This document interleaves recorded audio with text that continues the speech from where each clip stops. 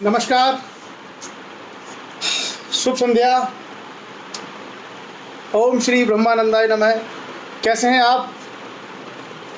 आज थोड़ा सा ऑफिस से आने में मैं लेट हो गया और अभी जस्ट मैं घर पहुंचा हूं और आज थोड़ा सा करीब 20 मिनट हमारा सेशन लेट हो गया, उसके लिए खेद है। और कुछ ऐसा काम था जिसकी वजह से मैं टाइम से घर पर नहीं पहुंच पाया। आज हम लोग अपनी परिचर्चा को आगे बढ़ाते हैं। जो हमने विषय उठाया था, धीरे धीरे हम देश के बारे में जानेंगे और उसके तहत हमने अपना एक टॉपिक, एक सब्जेक्ट हमने पूरा किया था, भारतीय संविधान। भारतीय संविधान से संबंधित अगर कोई भी सवाल आपके जहन में कभी भी आता है तो आप पूछ सकते हैं और उसको आप पढ़ते रहिए।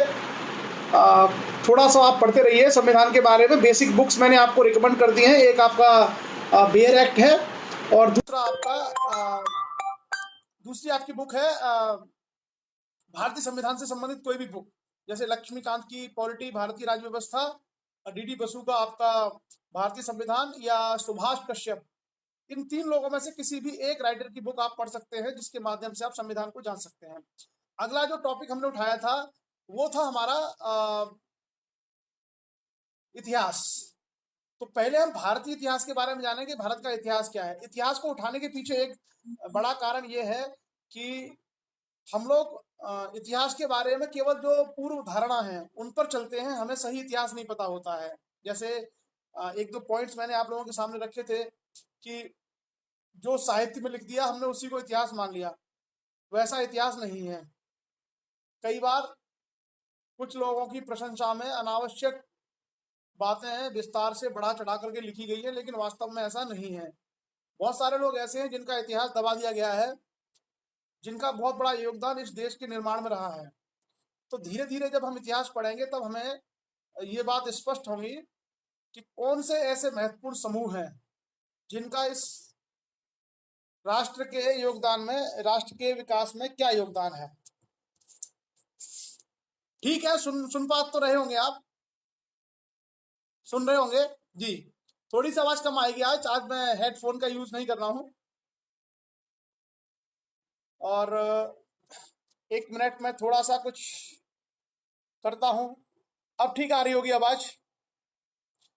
तो हम लोगों ने शुरू में ये देखा कि जो हमारा इतिहास है उस शुरुआत कैसे हुई। तो इस इतिहास की शुरुआत में हमने देखा कि मनुष्य सबसे पहले आदि मानव था। आदि मानव ने इतिहास का निर्माण किया। अपने विवेक, अपनी बुद्धि, अपने ज्ञान के माध्यम से उसने नई नई चीज़ों का आविष्कार किया। जैसे पत्थर के औजार बनाए, आग का आविष्कार किया, घास फूस के मकान बनाए, उसके बाद मिट्टी के बर्तन बनाए, झोंपड़ियाँ बनाई, पशुओं को पालना शुरू किया, जंगली जो फसलें थीं उनको खेती के रूप में उपजाना शुरू किया। तो बहुत सारे काम ऐसे हैं जो मनुष्य ने शुरू किए और वो आदि मानव धीरे धीरे विकसित होते हुए आधुनिक जो सभ्य मानव है यहाँ तक पहुँचा है। उस यात्रा का हमने वर्णन किया था कि 40 लाख साल पहले से लेकर के 10,000 साल तक मनुष्य केवल सभ्य होने का ही प्रयास करता रहा। यानी उसका जो बौद्धिक स्तर है, उसका जो मानसिक स्तर है मानव का, वो जो दूसरे अन्य जानवर हैं, दूसरे अन्य पशु हैं, उन्हीं की तरह था, उनसे थोड़ा आगे था। लेकिन ऐसा नहीं था कि मनुष्य के पास सारी सुविधाएं थीं। अब ये परिवर्तन धीरे धीरे उसने, देखिए इसी जो मस्तिष्क का विकास है अन्य दूसरे जानवरों की तुलना में मनुष्य का ज़्यादा अच्छा हुआ और उसी का लाभ उठाते हुए मनुष्य दूसरे जानवरों से आगे निकल गया। उनको उसने पालतू बना लिया या उनका वो उपयोग करने लगा।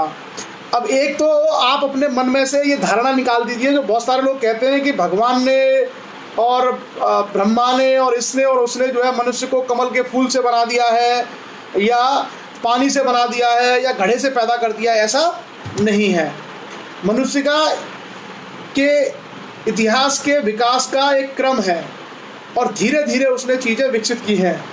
और उसका एक सिंपल सा तर्क आप देखिए कि आज जिस हम मोबाइल फ़ोन का उपयोग करते हैं वो कभी हमारे दादा हमारे परदादा लोगों ने कल्पना भी नहीं की होगी कि कभी कोई ऐसा यंत्र आ सकता है कि हम घर घर बैठे बातें कर सकते हैं, SMS कर सकते हैं और तो और अब एक दूसरे को देख भी सकते हैं। तो कभी हमारे दादा के ज़माने में या जो हमारे परदादा रहे होंगे उनके ज़माने में ये चीज़ें उनकी कल्पना के बाहर रही होंगी। यानी विज्ञान ने प्रगति की है। उसी प्रकार धीरे धीरे मनुष्य ने अपने इतिहास को बनाया है, उसने प्रगति की है। तो हमारा जो सोच है वो क्या होनी चाहिए? साइंटिफिक। हमारी सोच वैज्ञानिक होनी चाहिए, हमारी सोच तर्क पे आधारित होनी चाहिए, हमारी सोच प्रमाण के पर आधारित होनी चाहिए। ऐसा नहीं है कि किसी ने कुछ भी कह दिया और हमने मान लिया। उन चीज़ों को पढ़े लिखे आदमी को हर विषय पर तर्क वितर्क करना चाहिए और तभी हमें किसी चीज़ की प्रामाणिकता स्वीकार करनी चाहिए जब वह सिद्ध हो जाए। अगर वह सिद्ध नहीं होती है तो उसके बारे में हमें पूरा हक है कि हम उसे संदेह की दृष्टि से देखें या उस पर सवाल खड़े करें। तो इतिहास हमको ये अध्ययन सिखाता है। एक चर्चा हमने की थी उस दिन सैटरडे की शाम को इतिहास के बारे में थोड़ी सी। उसमें हमने क्या देखा था कि इतिहास में सबसे महत्वपूर्ण समय, कालखंड, यानी कब का इतिहास, किस समय का। तो दो टर्म्स मैंने आपके सामने डिस्कस किए थे, एक था AD और एक था हमारा BC before Christ, AD after उनकी डेथ। तो जिसको हम ईस्वी सन बोलते हैं, जैसे 2018 ये AD है, लेकिन जब जीरो रहा होगा, जीरो से पहले का अगर हम समय देखेंगे तो हम उसको BC या ईसा पूर्व बोलते हैं। तो इतिहास का पहला सीमा रेखा क्या है? कालखंड। दूसरा जगह, प्लेस, स्थान, कहाँ का इतिहास?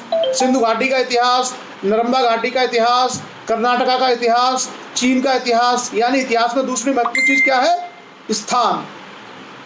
और तीसरी महत्वपूर्ण क्या है? उसके संबंध में उपलब्ध साक्ष्य हमको खुदाई से मिल सकते हैं या किसी पुस्तक में उसके बारे में विवरण हो सकता है या किसी विदेशी लेखक ने उसके बारे में लिखा हुआ हो सकता है।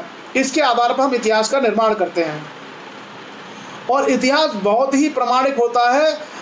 कई बार लोग कहते हैं कि ह्यूमैनिटी का सब्जेक्ट है, अगर इतिहास में कोई चीज़ प्रामाणिक नहीं है तो उसको स्वीकार नहीं किया जाता। इसलिए इतिहास का अध्ययन अपने आप में एक वैज्ञानिक अध्ययन है। हमने शनिवार को चर्चा की थी कि किस प्रकार 40 लाख ईसा पूर्व से लेकर के 10,000 ईसा पूर्व तक अलग अलग चरणों में मनुष्य ने, हाँ एग्जैक्टली जो लाल भैया सिंह वर्ड है वो एनो डोमिनी है, जो आई थिंक रोमन वर्ड है। ये रोमन शब्द है AD, जहाँ से आपने लिया है, बिल्कुल एग्जैक्टली ये रोमन का शब्द है, लेकिन उसको हम सामान्य भाषा में आफ्टर कहते हैं। उसके बाद पाषाण काल में, पुरा पाषाण काल में वो हथियार बनाता था। उसके बाद मध्य पाषाण काल में उसने हथियारों को और बेहतर बनाया। नव पाषाण काल आते आते उसने छोटे स्तर पर पशुपालन करना, चाक चलाना, छोटे मोटे खेती के काम करना, मृदभांड बनाना, ये सब सीख लिया था। तो कुल मिलाकर के नव पाषाण काल के अंत तक, यानी मैक्सिमम आप कह सकते हैं 6000 BC तक आते आते मनुष्य ने स्थायी जीवन जीना सीख लिया था। अब जब मनुष्य स्थायी जीवन जीना सीख लेता है, एक जगह पर रहना शुरू कर देता है, तब वहाँ से किसका निर्माण होता है? तब वहाँ से सृजन होता है सभ्यता का। यानी वो रहने के लिए अपने घर बनाएगा, अपने लिए खाने पीने के लिए कोई व्यवस्था करेगा, अपनी आजीविका के स्रोत बनाएगा, फिर मनोरंजन के साधन जुटाएगा। इस प्रकार से सभ्यता का निर्माण होता है। दो शब्द होते हैं, एक शब्द होता है संस्कृति और एक होता है सभ्यता। सभ्यता का अर्थ होता है जब इंसान मूर्त चीज़ों का निर्माण करे, जैसे भवन बनाए, बड़े बड़े भवन, सड़कें, इनका अगर निर्माण करता है तो वो किसका पार्ट है? हमारी सभ्यता का, सिविलाइजेशन। और कुछ ऐसी चीज़ें जो अमूर्त हैं लेकिन मनुष्य के जीवन में महत्वपूर्ण है, उसको हम कहते हैं संस्कृति।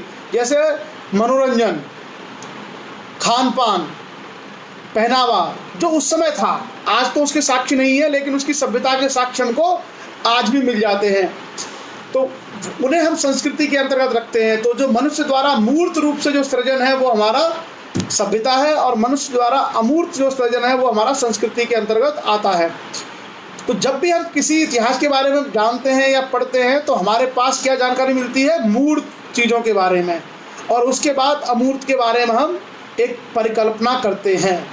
तो जैसे हड़प्पा सभ्यता संस्कृति नहीं बोलते उसको, क्योंकि खुदाई में क्या मिली है हमको, हड़प्पा सभ्यता मिली है, वहाँ भवन मिले हैं, वहाँ बहुत सारे अन्नागार, स्नानगार, इस तरह की संरचनाएं मिली हैं, जिसके माध्यम से हम क्या कहते हैं कि हमें हड़प्पा सभ्यता मिली है।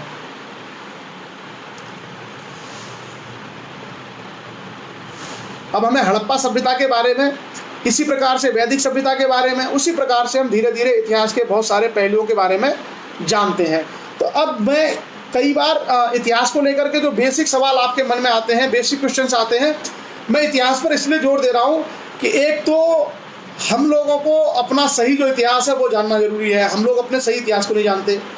दूसरा, इतिहास को इसलिए पढ़ना जानना जरूरी है कि आपके जो कॉम्पिटिशन एग्जाम्स हैं, उन कॉम्पिटिशन एग्जाम्स में से अधिकांश कॉम्पिटिशन एग्जाम ऐसे हैं जिसमें इतिहास का बहुत बड़ा वेटेज है, बहुत बड़े संख्या में हिस्ट्री से क्वेश्चंस पूछे जाते हैं।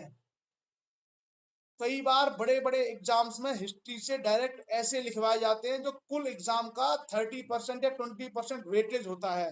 तो हिस्ट्री अपने आप में one of the most important subject for competitive exams, specially जब आपको नौकरी के लिए एग्जाम देना है, जैसे SSC, bank, railway, IAS, PCS, इन लेक्चरर, बीएड, बीटीसी, अगर इनके आपको कंपटीशन क्लियर करने हैं तो इनमें बहुत सारे सवाल हिस्ट्री से आते हैं। जैसे सम्राट अशोक किस वंश का राजा था, या जो सत्यमेव जयते हैं ये कहां से लिया गया है, चारों वेदों के नाम क्या हैं, मगध साम्राज्य की राजधानी का नाम क्या था, गुप्त वंश का संस्थापक कौन था, हर्षवर्धन ने कौन कौन से यज्ञ किए थे, महात्मा गांधी ने दांडी मार्च कहां से कहां तक किया था, अकबर के दरबार में नवरत्न कौन कौन थे, सल्तनत काल में भारत की राजधानी क्या था। ये जो सारे के सारे सवाल हैं, आप देखते होंगे कि ये कभी ना कभी किसी न किसी प्रकार के कॉम्पिटिशन्स में आते रहते हैं।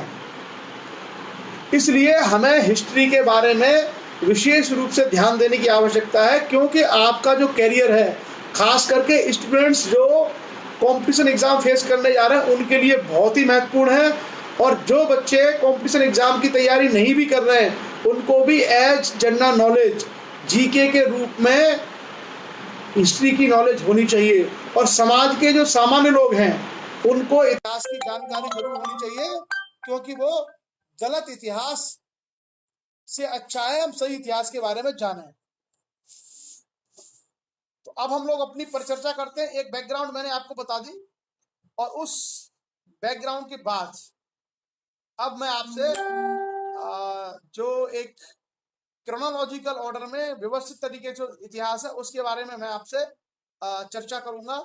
आदि मानव के बारे में बताने का केवल यही मकसद था कि किस प्रकार से मनुष्य ने सभ्य होना सीखा, स्थायी जीवन जीना सीखा, कुछ जो है पशुओं को पालना सीखा, और कुछ संख्या में उसने जो जंगली फसलें थी, गेहूं वेहूं, इनको सबको उगाना सीखा और इनका उपयोग खाने पीने के रूप में करना सीखा। ये है हमारी पृष्ठभूमि। अब हम आते हैं इतिहास पर। तो इतिहास को 3 पार्ट में बांटा गया है भारत के इतिहास को। भाग पहला है भारत का प्राचीन इतिहास, यानी प्राचीन भारत का इतिहास, जिसको हम बोलते हैं एंशिएंट हिस्ट्री। जो दूसरा हमारा भाग है उसको हम कहते हैं मध्यकालीन भारत का इतिहास, मेडिवल इंडिया। और तीसरा जो पार्ट है जिसको हम बोलते हैं आधुनिक भारत का इतिहास, मॉडर्न हिस्ट्री। हम लोग जो इतिहास की परिचर्चा करेंगे वो इस प्रकार से है कि जो साइंटिफिक सोर्स हमारे पास हैं, जो प्रमाणिक चीजें हमारे पास हैं, हम उसके बारे में चर्चा करेंगे। जैसे खुदाई में क्या हमको मिला है, उसकी साइंटिफिक डेट क्या है, कार्बन डेटिंग क्या है,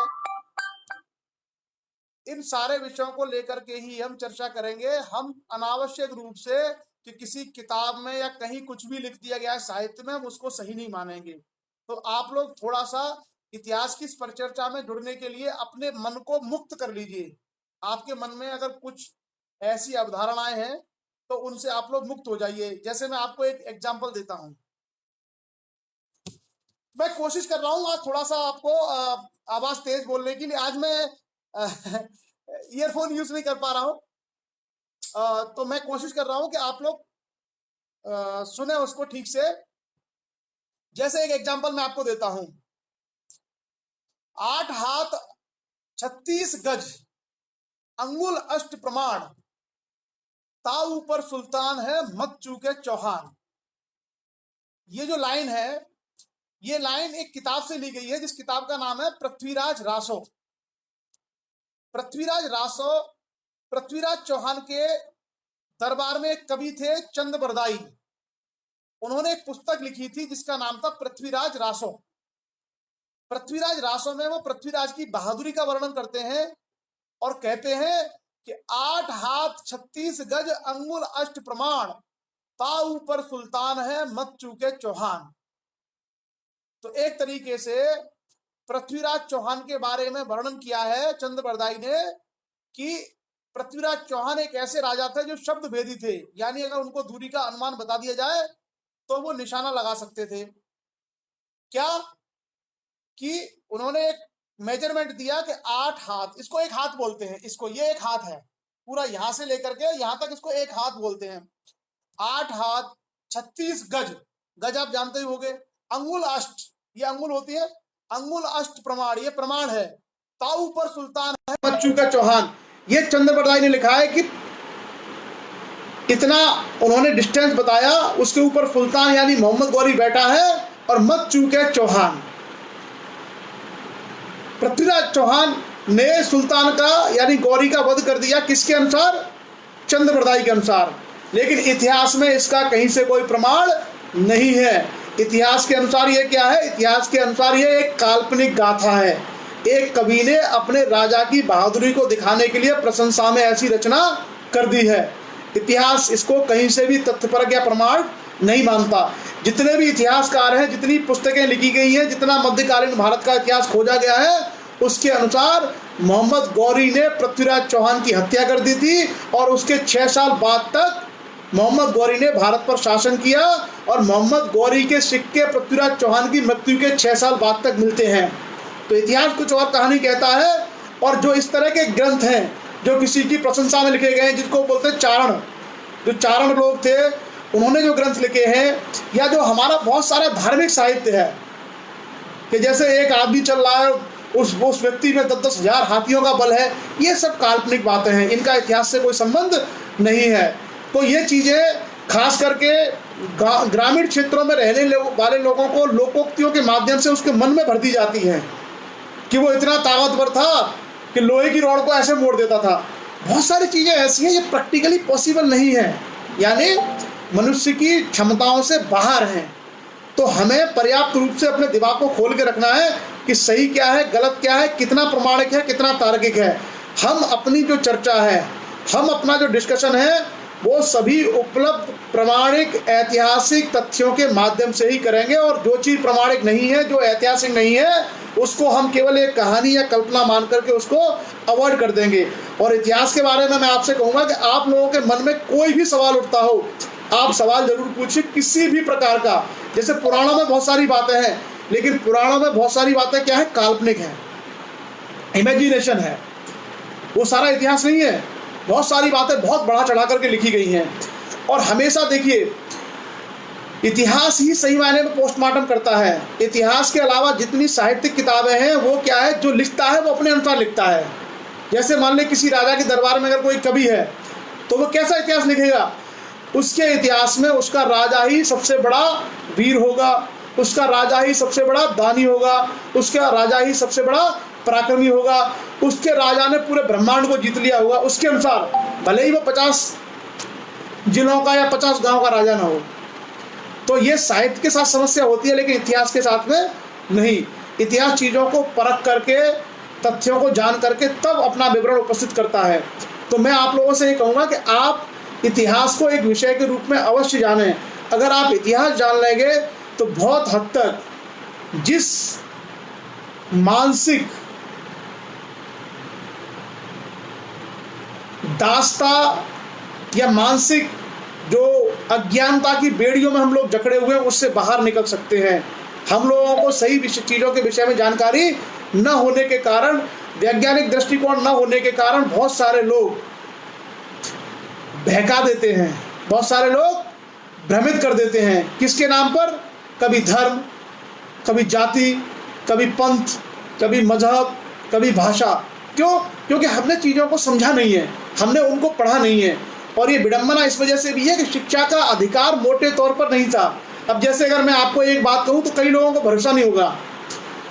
भारत में जो वंचित समाज हैं उनको पढ़ने का अधिकार अंग्रेजों ने दिया है। भारत की व्यवस्था में उनको पढ़ने का अधिकार नहीं था। अब इस बात को बहुत सारे लोग मानेंगे नहीं, स्वीकार नहीं करेंगे। जबकि अगर आप अंग्रेजों के समय बनाए गए कानूनों को देखेंगे तो उनके कानूनों में प्रावधान किया गया था कि शिक्षा में किसी प्रकार की जाति के आधार पर भेदभाव नहीं होगा, सभी को शिक्षा प्राप्त करने का अधिकार होगा। लेकिन भारत की जो प्राचीन व्यवस्था है वो क्या कहती है? वो बहुत सारे लोगों को शिक्षा हासिल करने से वंचित करती है। तो मैं ये कहूंगा कि आप लोग चीजों को बिल्कुल दिमाग खोल के समझिए। लोग अनावश्यक तथ्यहीन बातों के माध्यम से आपके मस्तिष्क पे कब्जा करके आपको मानसिक दास्ता की ओर ले जाएंगे। और अगर आपको मुक्त होना है तो आप चीज़ों को उसी रूप में समझिए जिस रूप में वो हैं। और जो हम चर्चा करेंगे हिस्ट्री की, उसमें सिर्फ ये नहीं है कि भारत के जो इतिहासकार हैं उन्होंने क्या लिखा है, भारत में जो खुदाई में मिला है वो क्या है। उसके अलावा आप देखेंगे कि जो विदेश के, जैसे यूनान के इतिहासकार, चीन के इतिहासकार, फ्रांस के इतिहासकार, इंग्लैंड के इतिहासकार, वो जो भारत में समय समय पर आए हैं तो उन्होंने भारत में बहुत सारे विषयों पर लिखा है जो बहुत हद तक निष्पक्ष है। तो अगर हम सारे ऐतिहासिक स्रोतों की तुलना कर लें तो हमारे सामने सही पिक्चर निकल के आती है कि सही क्या है और गलत क्या है।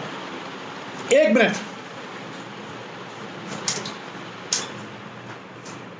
आज आप लोगों की शिकायत है, असल में क्या है कि ईयरफोन में ऑफिस में भूल के आ गया, तो मेरे पास ईयरफोन नहीं है, इसलिए मैं कोशिश कर रहा हूं कि थोड़ा तेज बोलूं, आपको समझ में आ जाए।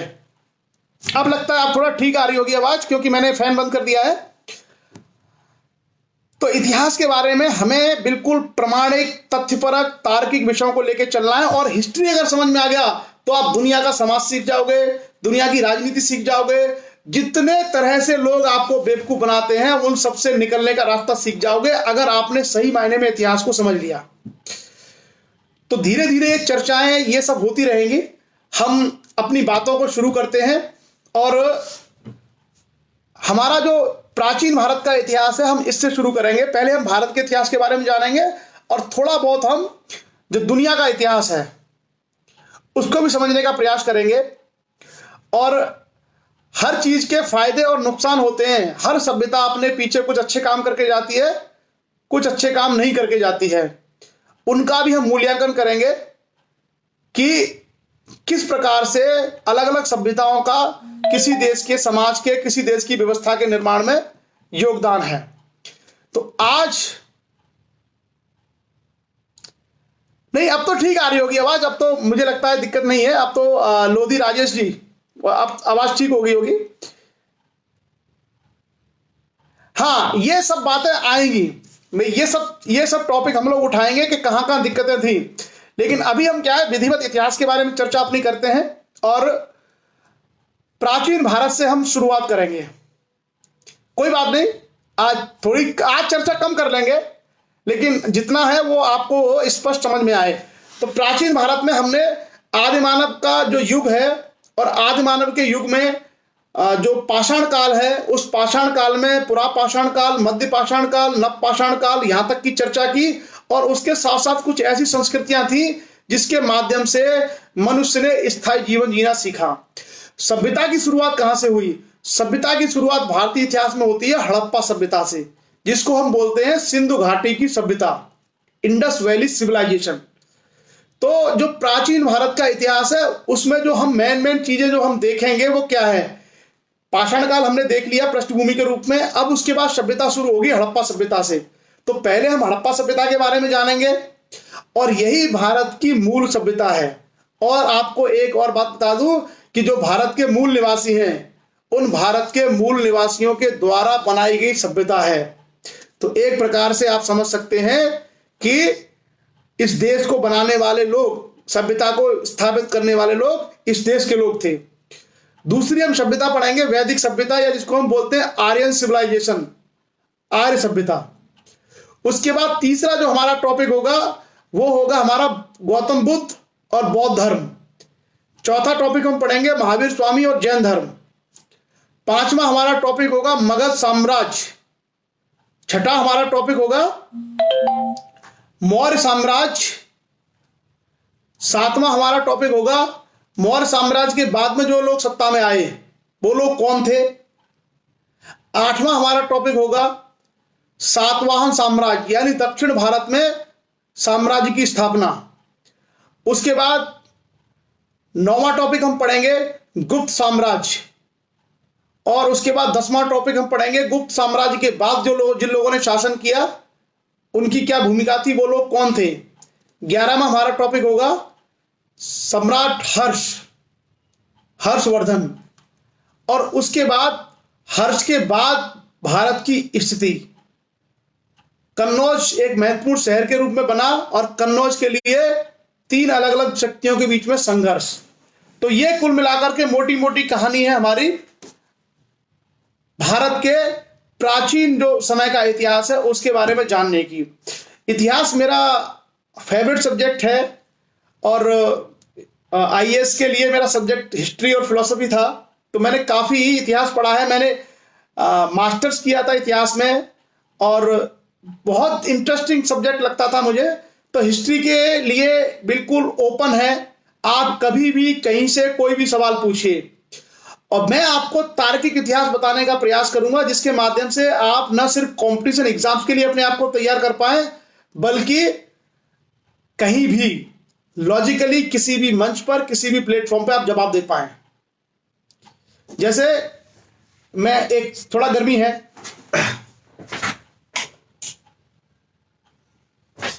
जैसे मैं आपको एक छोटा सा एग्जांपल दूं। कुछ लोग ये कहते हैं कि जो मौर्य, कुशवाहा और शाक्य हैं, हम हड़प्पा सभ्यता पर आएंगे, लेकिन मैं आपको एक थोड़ा सा ब्रीफ आइडिया दे रहा हूं कि चीजों को कैसे समझना है। कुछ लोग कहते हैं कि मौर्य, कुशवाहा और शाक्य जो है क्षत्रिय नहीं है। जो आज के समय के जो कुछ लोग हैं वो मानते हैं कि वो क्षत्रिय नहीं है। अब देखिए इतिहास क्या कहता है। इतिहास कहता है कि गौतम बुद्ध के पिता राजा थे शुद्धोधन,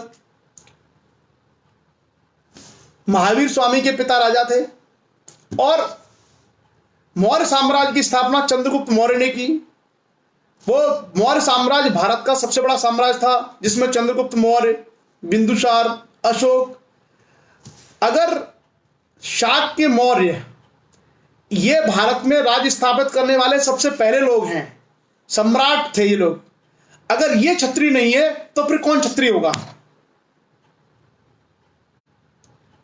लेकिन कुछ नासमझ लोग इस बात को स्वीकार नहीं करते। इतिहास कहता है कि भारत में राजवंशों की और सम्राटों की स्थापना किसने की है? मौर्य लोगों ने। गौतम बुद्ध, ऐतिहासिक प्रमाण है कि उनके पिता राजा थे। चंद्रगुप्त मौर्य, ये आपका अशोक, सम्राट अशोक, इतने बड़े बड़े राजा भारत में कभी हुए नहीं।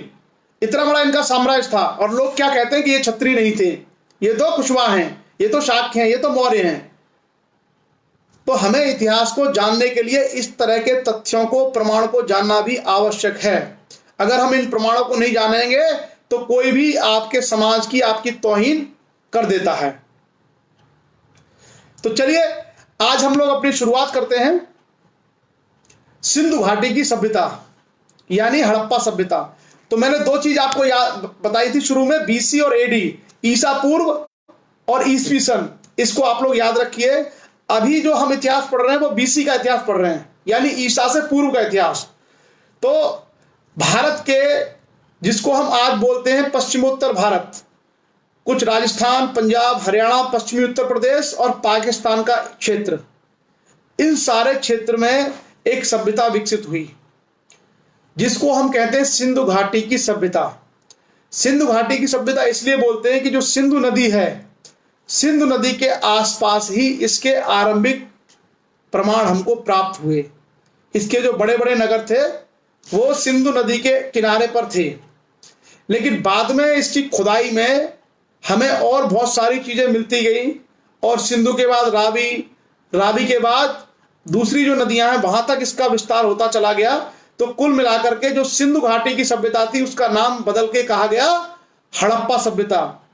हड़प्पा सभ्यता क्यों? क्योंकि हड़प्पा वो शहर है जिसकी सबसे पहले खोज हुई। सबसे पहले हड़प्पा को खोजा गया था, और दुनिया के इतिहास को लिखने का सबसे आसान तरीका यही है कि कोई सभ्यता जिस जगह से शुरू होती है, यानी जो पहला स्थान प्राप्त होता है, उसी के नाम पर उस सभ्यता का नामकरण कर दिया जाता है। अब बहुत इंटरेस्टिंग बातें आपके सामने आएंगी। तो सबसे पहले हमने यह तय किया कि कौन सा ऐसा हिस्सा था भारत का जहां पर पहली बार किसी सभ्यता का निर्माण हुआ। तो जिसको आज हम बोलते हैं आज का पंजाब, आज का हरियाणा, आज का उत्तरी राजस्थान और पश्चिमी उत्तर प्रदेश, ये तो भारत का हिस्सा है जहां पर इस सभ्यता के प्रमाण मिले हैं। और इसका एक हिस्सा पाकिस्तान में है, जो पाकिस्तान का सिंध प्रांत है और पंजाब प्रांत है। पंजाब भारत और पाकिस्तान में आधा आधा है, आधा पंजाब पाकिस्तान में है, आधा पंजाब भारत में है। तो पंजाब का नाम वहां भी पंजाबी है। जैसे आप जाएंगे पाकिस्तान तो वहां भी एक पंजाब है, जैसे भारत में एक पंजाब है। तो पहला तो हमने तय कर लिया कि सभ्यता कहां पर थी। दूसरा आता है इसका समय, कि किस समय इस सभ्यता का निर्माण हुआ।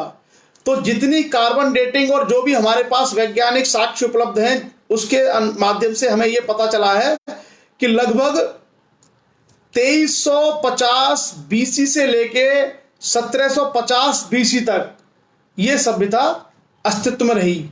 यानी करीब करीब 500 से 600 साल तक यह सभ्यता अपने अस्तित्व में रही।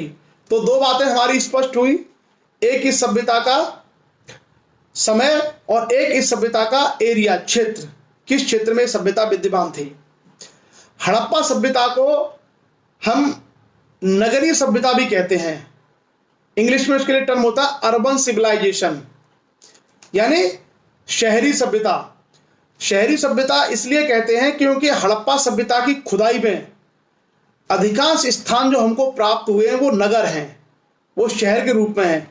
और यही दुनिया के लिए सबसे बड़ा आश्चर्य है कि जो अमेरिका, जो इंग्लैंड, जो यूरोप आज कहता है कि हमने अर्बनाइजेशन किया है, वो दंग रह जाते हैं कि भारत ने अपनी सभ्यता की शुरुआत ही नगरों से की थी।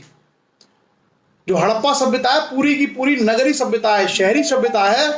तो लोगों को इतना आश्चर्य होता है कि भारत कितना मानसिक रूप से, बौद्धिक रूप से संपन्न देश रहा होगा कि जिस देश ने अपनी एक व्यवस्थित सभ्यता की शुरुआत ही नगरी सभ्यता, अर्बन सिविलाइजेशन के रूप में की थी। अब अर्बन सिविलाइजेशन हम किसको बोलते हैं? यानी कोई सभ्यता अगर शहरी सभ्यता है तो किस आधार पर हम कहेंगे कि सभ्यता शहरी है? भाई हमें खुदाई हमने की हड़प्पा के नगरों की, जैसे हड़प्पा, मोहनजोदड़ो, जुदरीदड़ो, कालीबंगा, लोथल, आलमगीरपुर, ये वो शहर हैं जिनके नाम मैं आपके सामने ले रहा हूं। हो सकता है आपको बहुत सारे याद ना हो, लेकिन कुछ आपको याद हो, कुछ आप लोगों को आगे याद हो जाएंगे। तो खुदाई से हमें कुछ मिला। तो कैसे हम कह सकते हैं कि सभ्यता नगरी थी? तो कोई सभ्यता नगरी कब होती है ये भी आप समझ लीजिए। किस सभ्यता को हम नगरी कहेंगे और किस सभ्यता को हम ग्रामीण कहेंगे। नगरी सभ्यता में कृषि मुख्य पेशा नहीं होगा, पहली बात। नगरी सभ्यता में पशुपालन का भी उतना रोल नहीं होगा। अगर कृषि है और पशुपालन है तो ये किसके प्रमाण है? ग्रामीण संस्कृति के, यानी जो गांव की सभ्यता है उसके प्रमाण है। गांव में खेती बाड़ी होती होगी, गांव में पशुपालन होता होगा। शहरी सभ्यता में क्या होगा? एक तो व्यापार होगा, दूसरा बड़े बड़े घर होंगे, एक ही जगह पर घनी आबादी होगी, व्यवस्थित तरीके से पानी निकालने की या गेट लगाने की या सड़कें बनाने की व्यवस्था होगी। उसको हम कहते हैं नगरी सभ्यता। अगर हम आज के जो नगर हैं, आज के नगरों से तुलना कर लें तो हम समझ सकते हैं कि गांव और नगरों में क्या फर्क है।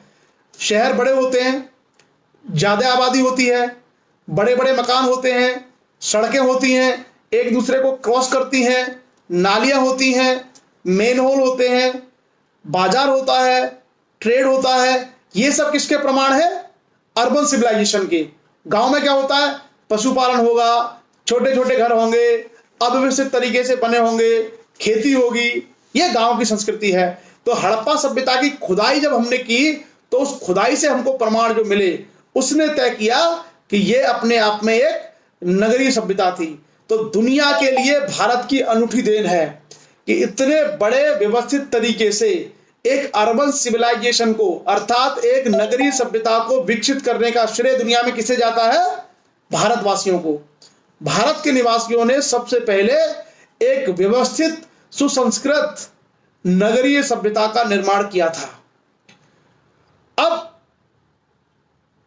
देखिए, बहुत बड़ा आश्चर्य होता है कि देश में अभी हम 2018 में हैं और करीब करीब 2300 BC में ये सभ्यता एग्जिस्ट करती थी, यानी 2018 ये प्लस 2300 वो, करीब करीब आज से 4500 साल पहले ये सभ्यता अपने अस्तित्व में आई थी। और हम लोगों का ज्ञान बीच में इतना कुंद हो गया था कि हमें कब जाके पता चला इसके बारे में? सन 1921 में। सन 1921 से पहले हिंदुस्तान में कोई नहीं जानता था कि हड़प्पा नाम की कोई सभ्यता भी हुआ करती थी। यानी भारत का इतिहास भी इतना पुराना हो सकता है, भारत का इतिहास भी इतना महान हो सकता है। तो ये कहां से पता चला? 1921 में। और वो भी कब? जब वहां उस क्षेत्र से कोई रेलवे लाइन खोदी जा रही थी, तो रेलवे लाइन बिछाने का काम चल रहा था और जब वहां उसको जगह को साफ किया गया तो कुछ टीले वगैरह से कुछ ईंटें मिली, कुछ ऐसे हमको प्रमाण मिले कि भाई यहां कुछ हो सकता है। तब उसकी खुदाई की गई। तो 1921 में जाकर के हम इस सभ्यता को जान पाए, जो हमारी कितनी पुरानी सभ्यता है? 4500 साल पहले की सभ्यता है। हम इतिहास किस पे? हम इतिहास, क्योंकि इतिहास का भारत में बहुत अधिक शोध नहीं हुआ। जो राजा महाराज के दरबार में कवि था, जो भी चारण था, उसने जो गा दिया, उसने जो लिख दिया, उसी को हमने इतिहास मान लिया। इतिहास के ऊपर शोध और अनुसंधान, देखिए ये भी बहुत महत्वपूर्ण है।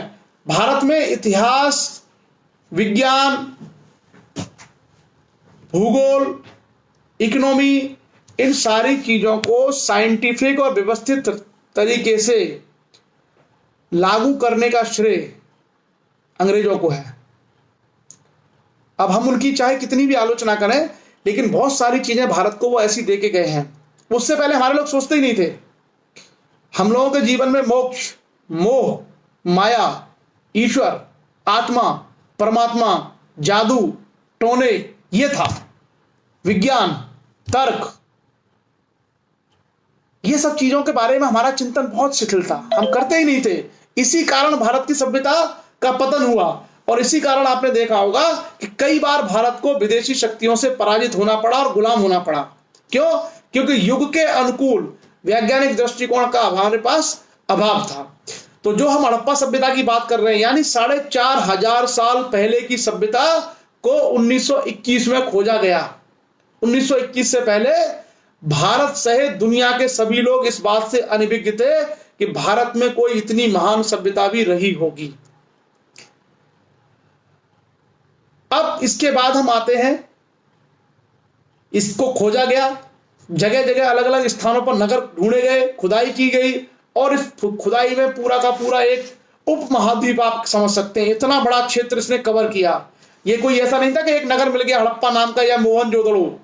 देखा तो गुजरात में इसके प्रमाण, उत्तर प्रदेश में इसके प्रमाण, हरियाणा में इसके प्रमाण, राजस्थान में इस सभ्यता के प्रमाण, पंजाब से लेकर के दक्षिणी जम्मू में उसके प्रमाण, और पंजाब का सिंध, बलूचिस्तान, पंजाब, इन सारे प्रांतों में इसके प्रमाण।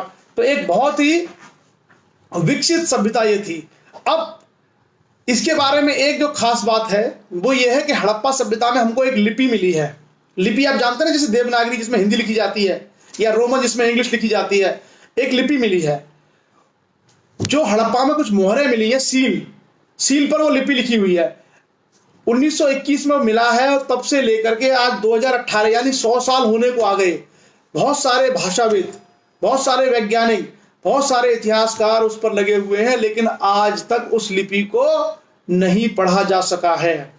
इसलिए हड़प्पा सभ्यता के बारे में उत्खनन से जो हमें प्रमाण मिले हैं, जैसे हमें लगता है नगर है तो नगर का प्रमाण को हम मान लेंगे कि ये नगर है, नाली बनी हुई है तो हम मान लेंगे कि ये पानी निकास के लिए नाली थी, सड़क है तो हम उसको मान लेंगे कि ये सड़क है, अगर कहीं कब्रिस्तान है तो हम उसको मान लेंगे कब्रिस्तान है।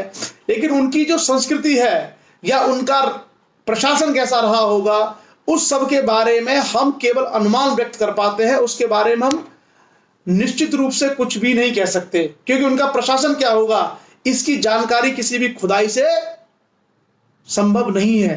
भाई राजा था, मंत्रिपरिषद था, क्या था, इसकी जानकारी संभव ही नहीं है। क्यों? क्योंकि जब तक उसके ऊपर कोई लिखित प्रमाण ना हो, किसी लिपि में या किसी पुस्तक में ना लिखा हो कि भाई इस तरीके से शासन चलता था। तो इसलिए हड़प्पा सभ्यता के बारे में बहुत हद तक खुदाई के आधार पर हमारे पास जो साक्ष्य हैं, उन साक्ष्यों के आधार पर हम तर्क संगत अनुमान ड्रॉ करते हैं और उसके आधार पर हम सभ्यता के बारे में जानने का प्रयास करते हैं। लेकिन कुछ चीजें पूरी तरीके से असंदिग्ध हैं। जैसे अगर सड़क मिली है तो इसका मतलब है कि वो सड़क बनाना जानते थे। अगर पानी निकालने के लिए नाली है तो इसका अर्थ है वो नाली जानते थे। अगर कहीं 2 मंजिल का मकान है तो इसका मतलब है कि वो 2 मंजिल का मकान बनाना जानते थे। अगर कहीं कोई ऐसी संरचना है जो स्विमिंग पूल की जैसी है तो इसका मतलब है कि सार्वजनिक स्नान या पूजा के लिए स्नान का उपयोग करना वो जानते थे। कहीं से अगर मोहरें मिली हैं, सील मिली हैं, एक ही माप की चीजें मिली हैं, तो गणित और ज्ञान विज्ञान के विषय में भी उन्हें जानकारी थी। उसी प्रकार से अगर हड़प्पा सभ्यता की चीजें दुनिया के किसी और देश में मिली हैं और किसी दूसरे देश की चीजें अगर हड़प्पा की खुदाई में मिली हैं तो इसका मतलब है कि उनके बीच में व्यापार होता होगा।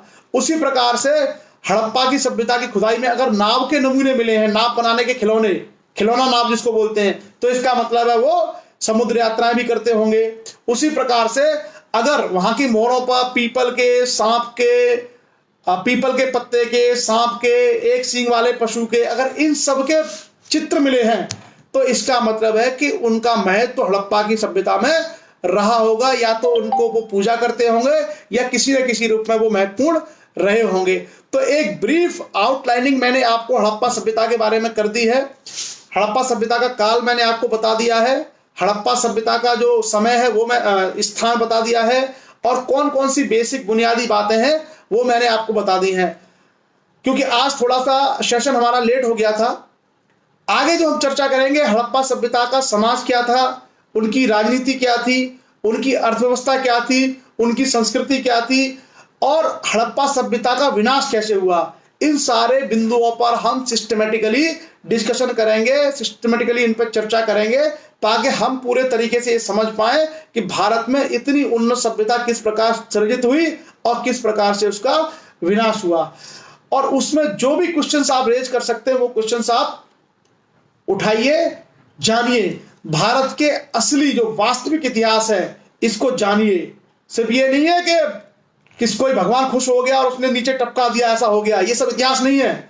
इतिहास है जो हमारे पास वैज्ञानिक रूप से उपलब्ध है। ये आपको बहुत हद तक सफल बनाएगा कंपटीशन एग्जाम फेस करने में और डे टू डे लाइफ में, कहीं भी आपको कोई मंच पे या कहीं भी आपको लोगों को फेस करना है तो कल हम लोग, क्योंकि आज थोड़ा सा लेट हो गया मेरी तरफ से ही, कल हम लोग वैज्ञानिक तरीके से विधिवत पॉइंट टू पॉइंट इस पर परिचर्चा आरंभ करेंगे और धीरे धीरे धीरे धीरे पूरे इतिहास को एक सामान्य सी सिंपल लैंग्वेज की कहानी के माध्यम से समझेंगे।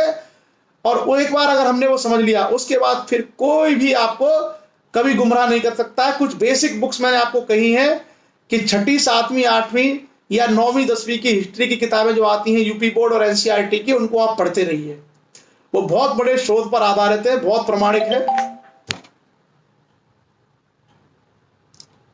हाँ, मोहनजोदड़ो का शब्द ही है, मोहनजोदड़ो जो शब्द है वो सिंधी भाषा का शब्द है और उसका अर्थ होता है मृतकों का टीला, यानी वहां पर टीले थे। हड़प्पा सभ्यता बेसिकली टीलों के रूप में मिली है और उन टीलों की खुदाई की गई है।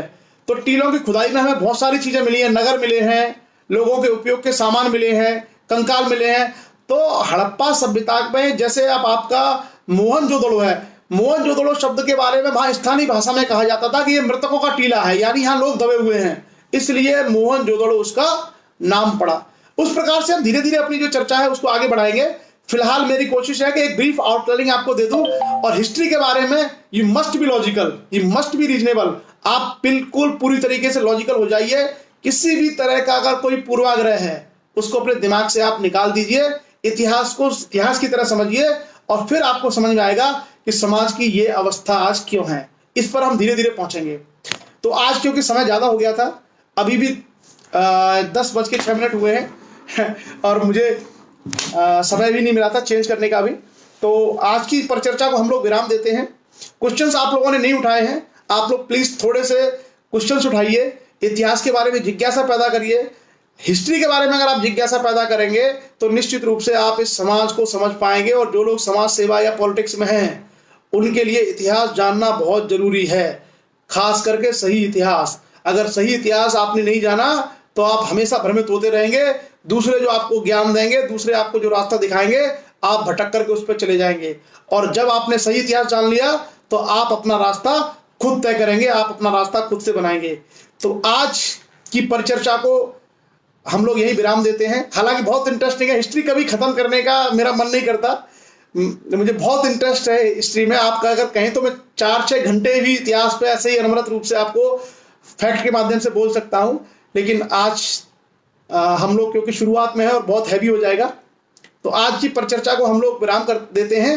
आप लोग अपने सवालों के साथ, अपनी जिज्ञासाओं के साथ जुड़े रहिए, और बहुत सारे सवाल आएंगे, बहुत सारी चीजें आएंगी जो आपको, आपके ब्रेन को जो है एनलाइटन करेंगी, स्पार्क करेंगी। और कोशिश यही है कि एक सही को सही हम समझ जाएं। योगेश राजपूत जी, ये गलती, कल मेरा ऑफिस में रह गया ईयरफोन, तो मैं कल ले आऊंगा, बिल्कुल कल ले आऊंगा, और हम लोग अच्छी आवाज के साथ में कल परिचर्चा करेंगे। आज थोड़ा सा खाना भी नहीं खाया मैंने, इसलिए थोड़ी आवाज कम निकल रही है। और दिन में थोड़ा जल्दी आ जाता हूँ 8:30 तक, लेकिन आज मुझे आने में 7:15 हो गए। 7:30 तक मैं आ जाता हूँ अमूमन, 7:30 पौने 8 तक, लेकिन आज आने में नहीं, सॉरी, आज तो आने में 9:15 हो गए मुझे। तो चलिए आज इस चर्चा को विराम देते हैं। आप सभी लोगों ने इसमें सहयोग किया, पार्टिसिपेट किया, उसके लिए आप सब लोगों का बहुत बहुत धन्यवाद। कल हम लोग फॉर्मली शुरुआत करेंगे history with Indus valley civilisation. Thank you, जय हिंद, गुड नाइट।